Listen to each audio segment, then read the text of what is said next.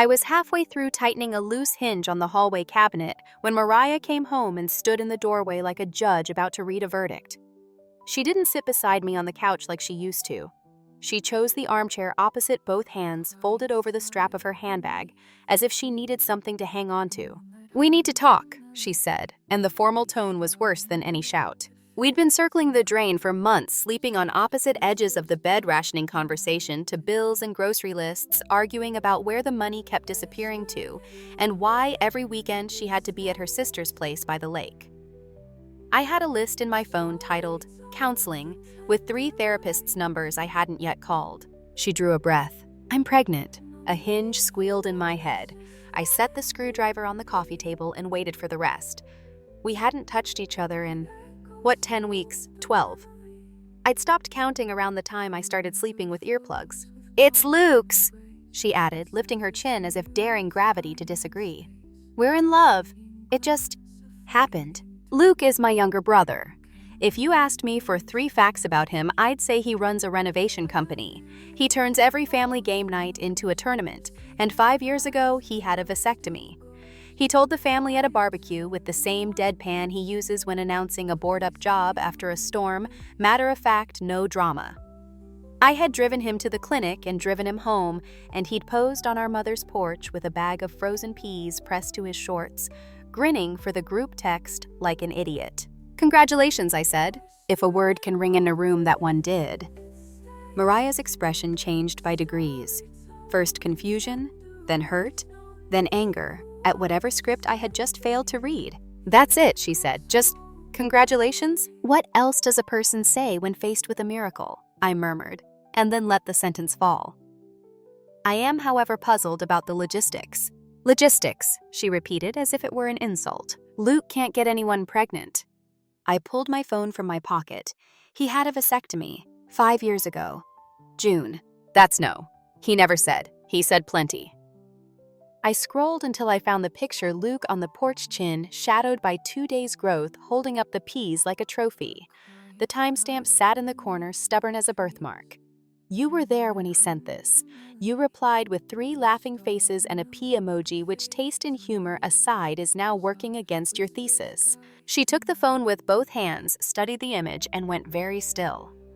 The breath she let out shook on the edges. "He could have had it reversed." "He didn't." "You don't know that."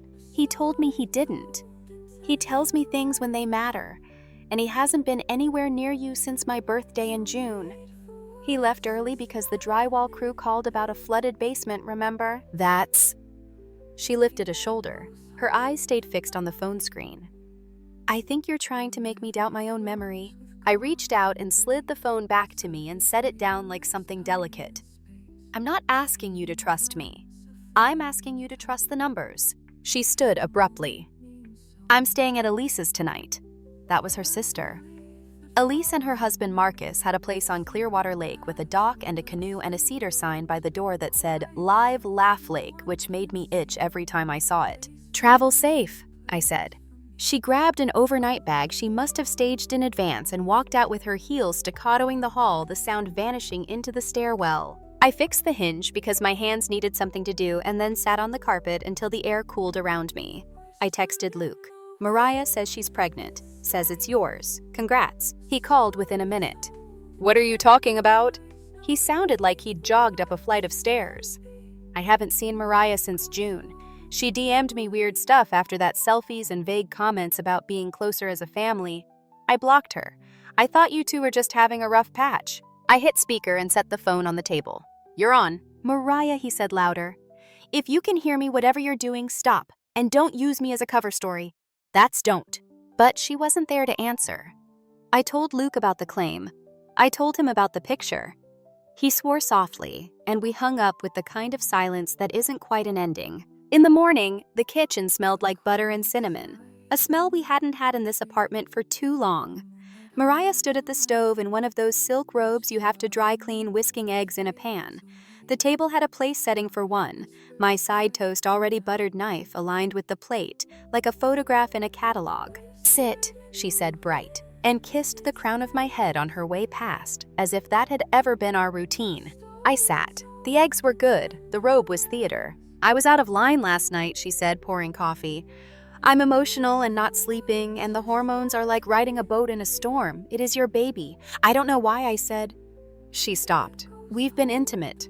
When I asked politely, would that have been, she squinted, counting. After Mason's wedding. We came home late. She made a short, embarrassed motion with her hand. You remember. Mason got married the second weekend of July. You stayed at Elise's that night because you were helping with the flowers. I drove home alone and ate leftover cake over the sink like a raccoon. Not July, she corrected. I mean September. Labor Day, the long weekend, after the fireworks. I was in Milwaukee that weekend, I said gently. The trade expo. I have the lanyard on my desk if you'd like to examine the laminate. You went to Elise and Marcus's. You sent me a picture of the canoe with the caption, "Found my therapist." She stared at the coffee as though the surface would offer her a version of events that belonged to her. Time is blurry when you're queasy. How far along, I asked, did the clinic say? 8 weeks, she said, barely visible through steam. I opened the calendar on my phone. 8 weeks, counted backward from yesterday, put us at the first week of September. The long weekend. The lake. Elise's house, the cedar sign, the canoe. Marcus with his terrible fishing hat and craft bourbons lined up like trophies. Right, I said. She pushed back from the table so hard the chair scraped a chalk streak into the tile. The robe flared and caught a smear of yolk at the hem. I'm going to Elise's, she said again as if it were a safe word that could stop the room from moving. You do that, I said. And while you're there, maybe think about where you were the first week of September. Think about the smell of the dock, the sound the screen door makes when it doesn't close all the way the bathroom light hums. She grabbed her keys and missed them the first time. The second time she got them and went the door thudding a heartbeat after the lock. I cleared the plates and rinsed the coffee rings from the mugs and set them upside down to dry. The apartment sounded like itself again, fridge, motor, a truck reversing somewhere outside, a 2-note siren from the elevator when someone held it too long.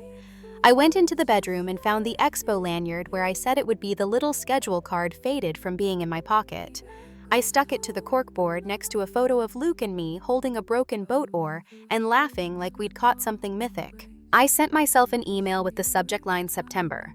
In the body, I typed the dates.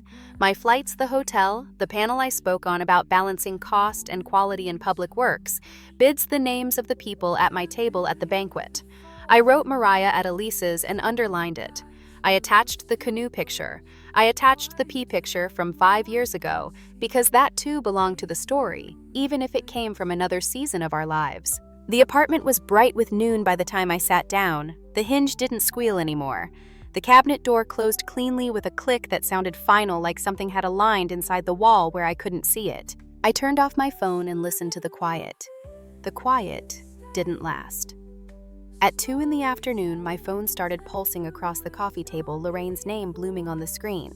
I let it ring out once, then again, and finally answered because ignoring her would only mean 3 more calls and a voicemail I'd have to delete in pieces. How could you? She said, skipping the hello, throw my daughter out when she's expecting. I didn't throw anyone out, I said. She left.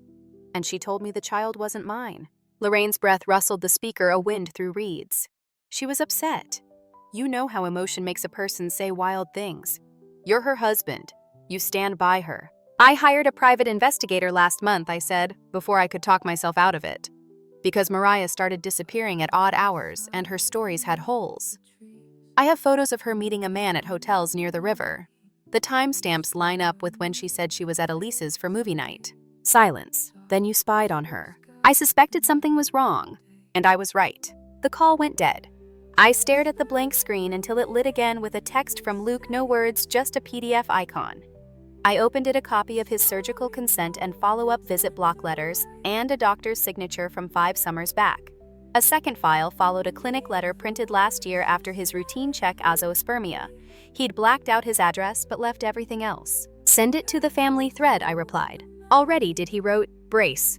The ding cascade began, a kettle boiling over.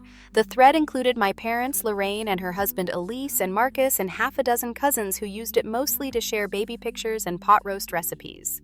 It lit now like a switchboard going red. Mariah, Ethan is abandoning me and our child. He says he doesn't care what happens. My own husband.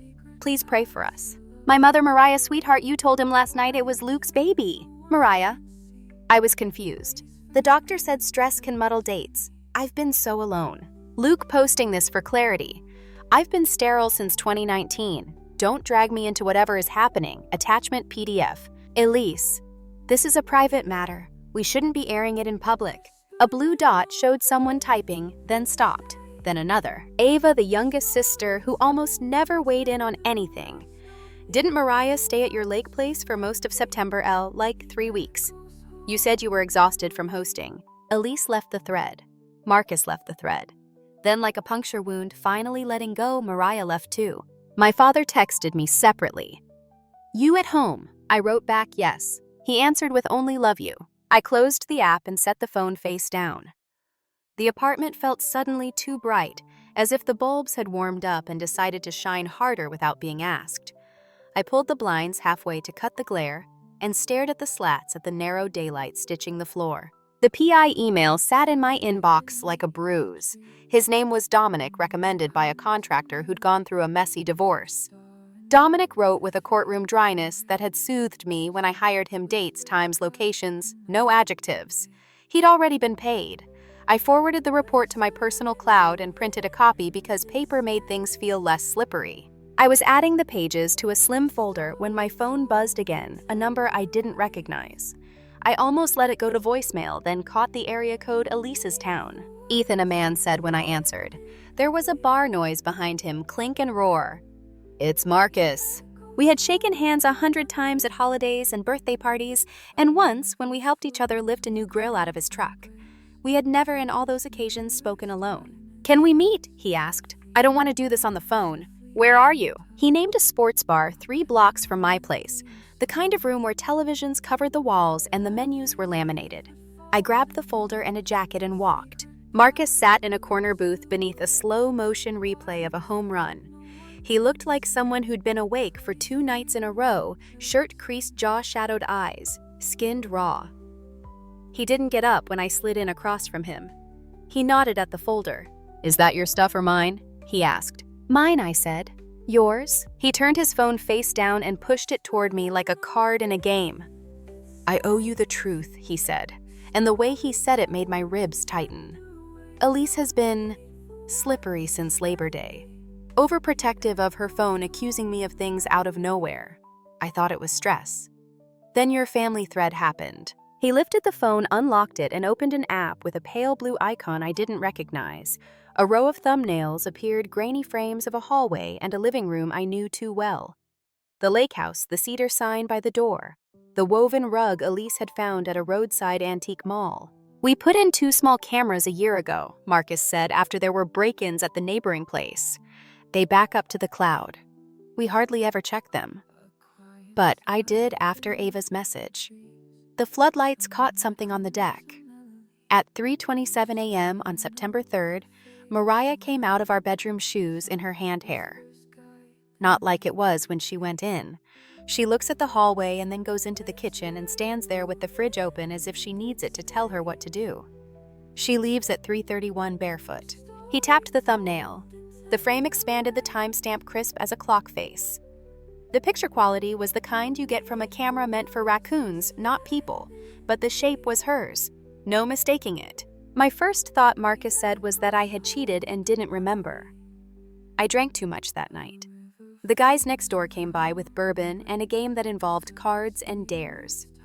Elise went to bed early. She'd taken her anxiety pill with wine after the fireworks and passed out. I laid down beside her at some point, and then went to the couch because the bedroom felt like a merry-go-round.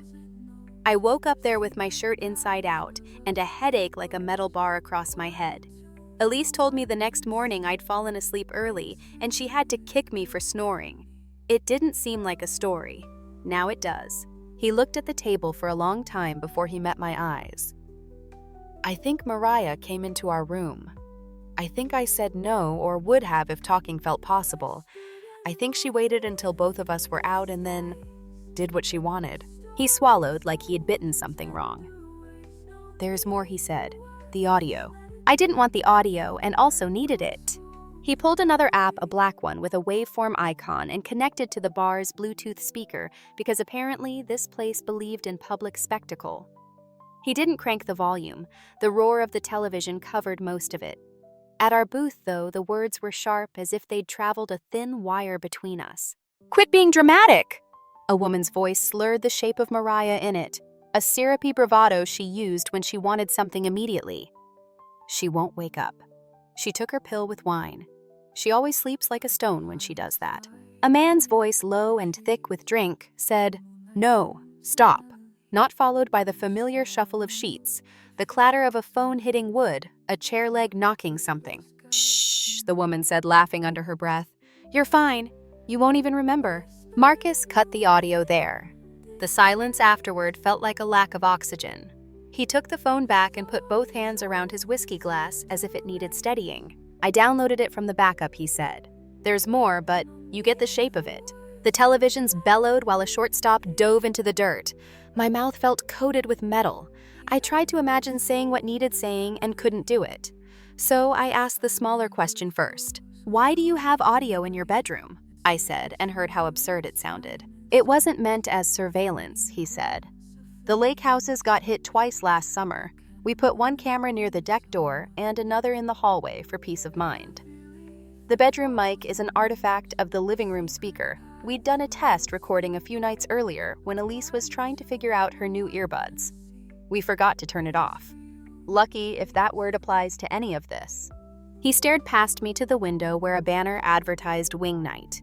"The timeline matches 8 weeks from the appointment, doesn't it?" "It does," I said. He drained the glass, winced, and set it down with exaggerated care.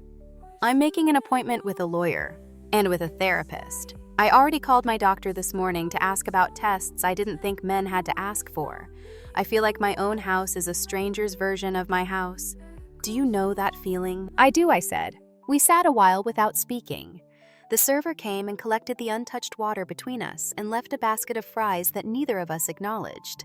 When the silence felt less like a wait and more like a fact, Marcus said Elise's mother is hosting the harvest dinner tomorrow. Lorraine insisted on it even after all this. She wants family togetherness. "Are you going?" He nodded once. "I have to. Not for togetherness, for witness." I walked home without remembering most of the blocks, the folder under my arm like a ledger I'd been tasked with balancing. In the apartment, I laid everything out on the dining table. Dominic's report, the screenshots of Luke's paperwork, the canoe photo with its pretty water, and the caption that made my skin crawl. I printed the flight confirmations from Labor Day weekend and tucked them into the folder with the neatness of someone arranging flat stones. My phone buzzed with a text from my mother. "Lorraine asked that you be there tomorrow. She says Mariah has something to say." I answered with a single word, "Okay," because anything longer would unravel. I slept for 3 hours that night in pieces. I woke at 2 with my heart running and lay in the living room with the lights off, a glass of water sweating on the coffee table, the folder a shadow near my feet. At 4, I dozed.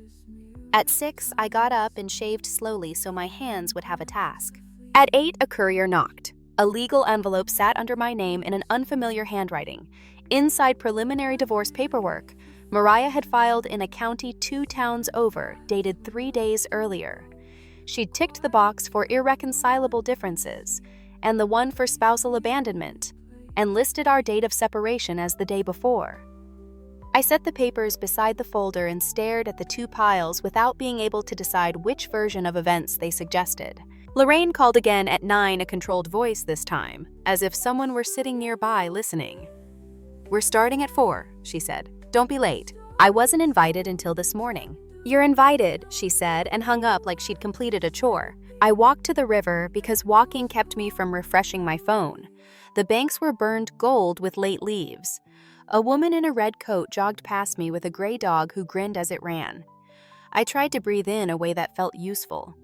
The water didn't care about my schedule. Back at the apartment, I showered and dressed in the gray sweater my mother bought me last Christmas, because it was the kind of garment that suggested a person had taken basic care with his presentation.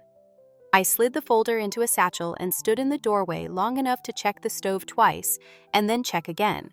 At 3, Luke texted, "I'll meet you there. You sure?" "No," I typed, then deleted it and wrote, "Yes." Elise's mother lived on a cul-de-sac where every house's lawn looked like a photograph of a lawn edged, shaved, brushed.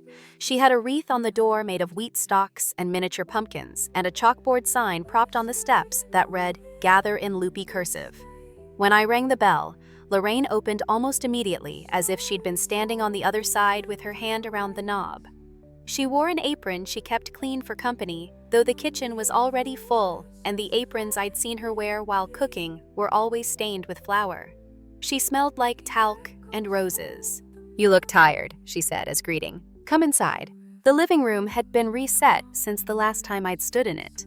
The couch pushed back to make room for two long folding tables joined end to end, a white cloth draped over them, and a runner with autumn leaves stitched along its spine.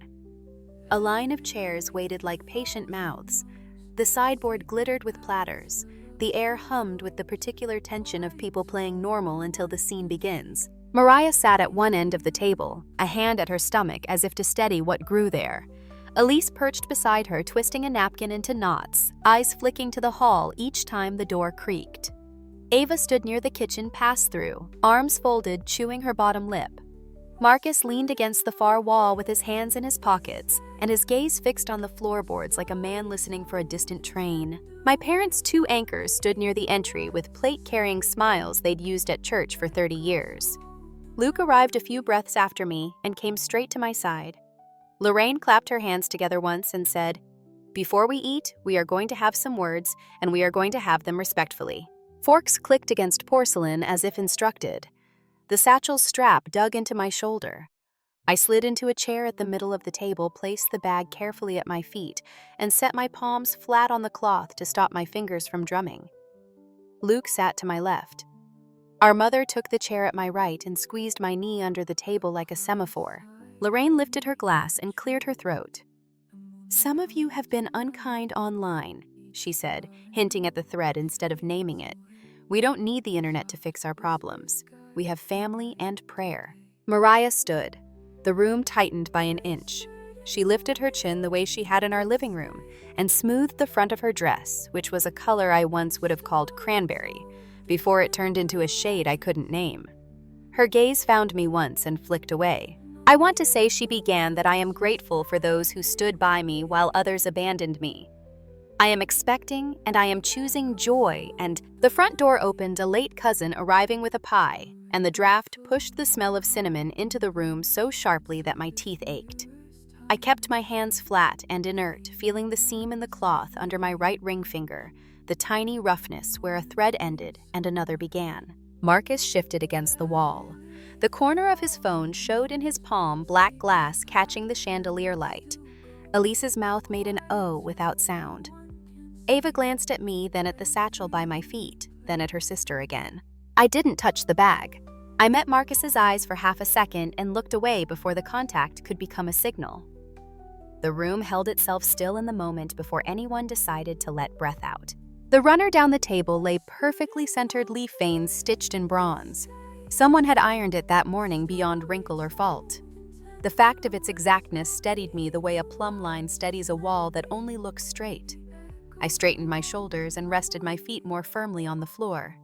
The chair didn't creak. The glass didn't shake. Mariah took a breath to continue.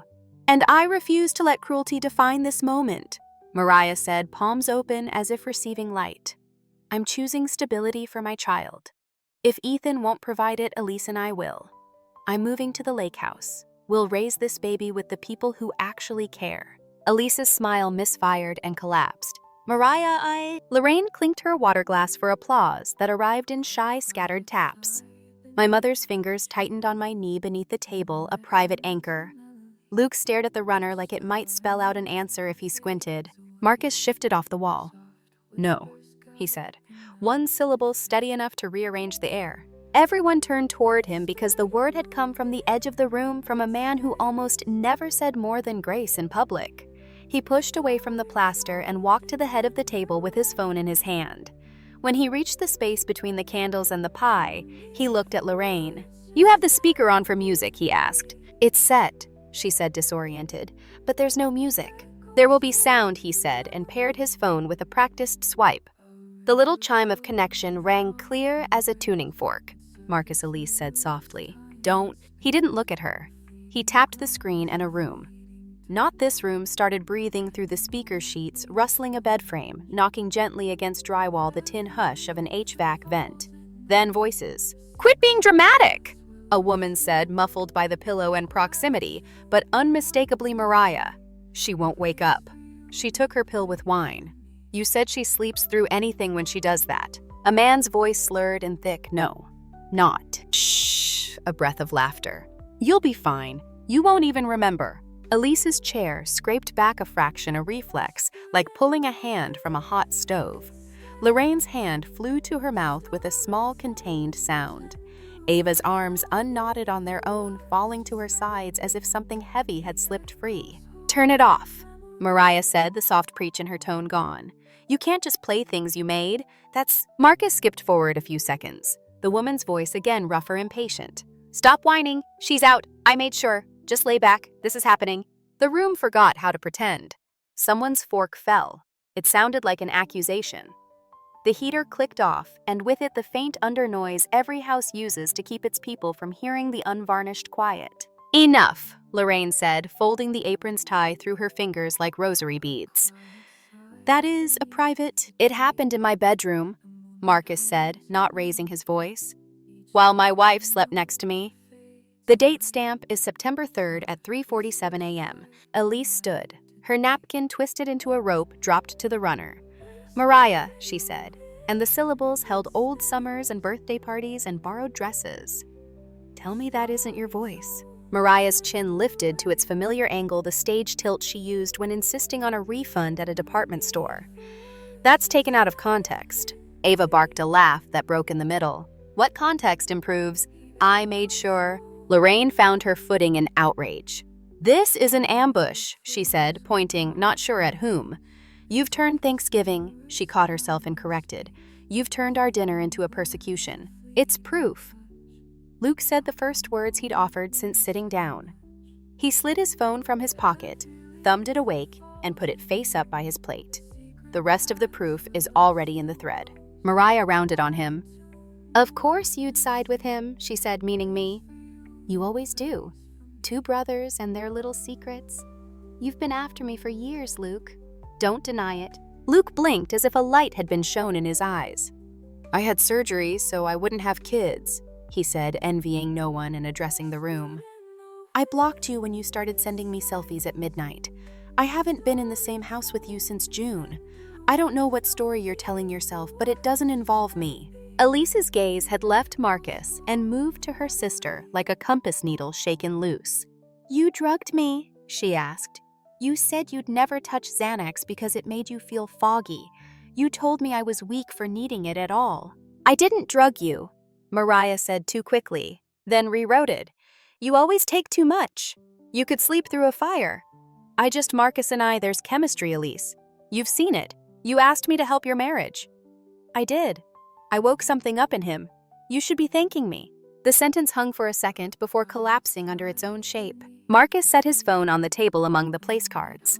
His fingers shook once, visible only because he was trying to stop them. You put something in her wine, he said. That's in the recording. You said it. You stood in my kitchen and planned the shape of her sleep. Mariah looked to Lorraine, then to the aunts clustered near the doorway, who had always loved her for being the niece who wrote thank you notes and remembered birthdays. Can we not do this? She asked, voice softening the plea she saved for late-night calls. I'm pregnant. I need calm. Elise took a step away from the chair as if distance could change the math.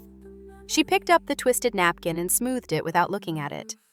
Then she met Marcus's eyes. How long have you known, she asked. Since yesterday, he said. I didn't want to make it real without you in the room. Elise nodded a small bow toward the ground. When she raised her head again, her face had the blanched steadiness of someone listening to a doctor explain a procedure. Leave, she said to Mariah, not loud, not shouting, only certain. Get out of my mother's house. Lorraine moved between them so fast her apron swirled.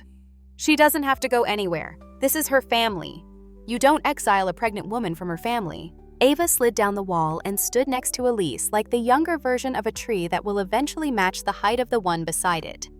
She drugged your daughter, Ava said to Lorraine, voice level. She went into your son-in-law's bed while your other daughter slept. That's not family. That's a crime. Mariah pressed her palm harder to her stomach. You don't get to decide that. You decided it, Luke said. My satchel felt suddenly too heavy for a bag of paper. I pulled the folder free and slid out the investigator's report, the neat black lines of dates and locations and the tiny photographs no one needed to squint at to understand. I set the pages beside the place cards, then the copies of Luke's clinic letters, then the printout of my flight to Milwaukee on the 1st of September. I didn't say anything because the papers said enough. Lorraine stared at the pile and then looked up at me like I'd performed a magic trick she found offensive. "Spreadsheets don't prove grace," she said. "They prove time," I said. "Time is the only thing I trust this week." Elise's father, who had been quiet enough to pass for a piece of furniture, took a step forward and removed his glasses to rub the bridge of his nose. When he spoke, it was the voice he used when a neighbor's kid dented his mailbox with a bicycle and came over to apologize. "Mariah," he said, "did you put pills in your sister's drink?" Mariah's jaw worked like a mechanism with a stripped gear. "I topped it up," she said finally. She asked for more. She always wants more. Elise flinched. "I didn't ask for more," she said. "I asked you to watch the grill while I took a shower after the fireworks. I asked you to lock the lake door because the raccoons got into the trash last time. I didn't ask you to climb into my bed." Marcus's face had gone careful in the way of men keeping a dam from breaking with the flat of one hand. "I told you no," he said, and even in that flatness, grief crawled up the vowels. "You heard me." "It didn't sound like no," Mariah said. Luke reached across and tapped the phone screen once. The recording jumped to a point where the man's voice said, distinctly strained through drink and dread, "No, stop." The word was pure as a plucked string. Lorraine's hands fell from her apron and hung at her sides, useless for carrying, for folding, for comfort. She looked for the first time at Elise, rather than at the room. "Baby," she said, unable to choose which baby she meant. "Sit down. You're shaking." Elise didn't sit. She lifted her chin in a mirror of Mariah's old posture, but without the performance, only the necessity. "Get out," she said again. Mariah's eyes darted door-window hallway. "No one is throwing me out," she said, and pitched her voice toward the gallery of cousins. "If any of you have compassion, say something." No one did. The cousins had the stillness people adopt when a weather warning scrolls across a television, the "let this pass without me" stillness. A chair leg scraped behind me. My father stood older by 5 years than he had been at the start of the meal. He reached across the runner and took my mother's hand. "I think we should go," he said to her. To Lorraine and her husband, he added, "I'm sorry for your house." Lorraine's husband nodded once, his face strange with shock, like a man trying not to taste something bitter. "Dinner's over," he said to the room without raising his voice, and the sentence was heavier than its words. Elise picked up her phone with movements so precise they were almost fragile. She dialed, and if the name she pressed was the police, no one stopped her. Marcus took the audio off the speaker and put the device in his pocket, and after a beat placed his other hand flat on the table in front of him, as if returning it to silence. Mariah's breath started to come fast. "You can't," she said to Elise and then to Lorraine. "Mom, do something." Lorraine's mouth opened and shut, but the shapes found no sound. She gathered the napkin rope from the runner and held it like a relic, unsure whether it might be made into a bandage. "Mariah," she said, "go to the porch." "I'm not a dog," Mariah said. No, Lorraine answered. "You're my daughter. Go to the porch." The words carried a mother's authority from some earlier decade. Mariah faltered the room's geometry, forcing her toward the door. She brushed the table and knocked a spoon to the floor. It spun under a chair and came to rest on the hardwood, a small scrap of reflected chandelier trembling in its bowl. At the threshold, she turned back.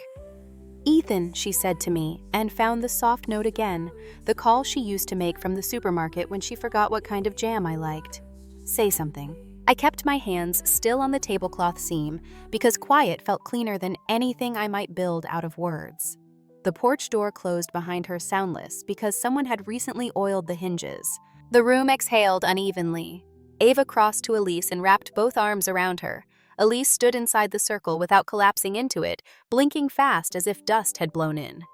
Luke stared at the ceiling, jaw set like he was holding back a shout and swallowing it so the chandelier wouldn't vibrate. My mother's thumb worked its small old pattern on my knee. Marcus took a breath that had to travel up from the floor. "I'll forward the file to whoever needs it," he said to the space rather than any one person. No one contradicted him. From the porch came the thud of a palm on glass and Mariah's voice pitched upward. Words not distinct, only the shape of a plea made to the wrong surface.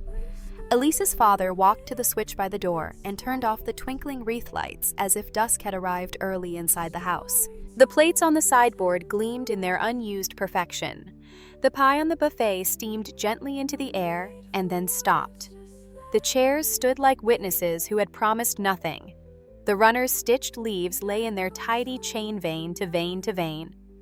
The police came before the coffee cooled. Elise stood at the door with her phone in her hand and let the officers into the bright, overdressed room. Mariah was on the porch, her breath fogging the glass in oval bursts. Lorraine hovered between door and table as if a body could be a compromise. The officers stepped through the gathering the way people move through a museum, careful not to brush anything eyes measuring. Elise's father spoke first, steady in the way of men who've changed tires in the rain and know what to do with their hands. He pointed to Marcus, then to the table where the phone lay black-faced beside the runner.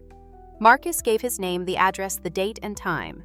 He unlocked the device and played 30 seconds of audio. The room heard it again. The hush of sheets, Mariah's voice, the word no. The officers didn't react. They listened in the professional way that keeps the listening from becoming part of the story. They asked Elise to sit and took her statement while my mother poured water and set the glasses down like offerings. They asked Marcus for the origin of the recording, for the brand of the camera, for the name of the cloud service.